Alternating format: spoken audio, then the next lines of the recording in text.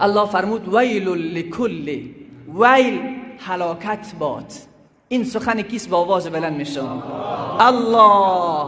ویل هلاکت باد.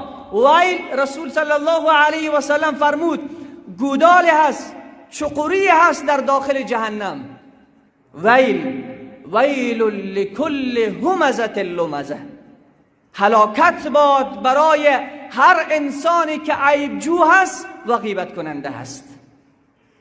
هلاکت باد و نابودی باد برای اونهایی که عیبجویی میکنن و برای اونهایی که غیبت میکنن. حالا من از شما عزیزان و دوستان گرامی پرسان میکنم، در جوامعی که ما زندگی میکنیم، در جامعه‌ای که ما زندگی میکنیم، آیا عیب برادر مسلمان را میگوین یا نمیگوین؟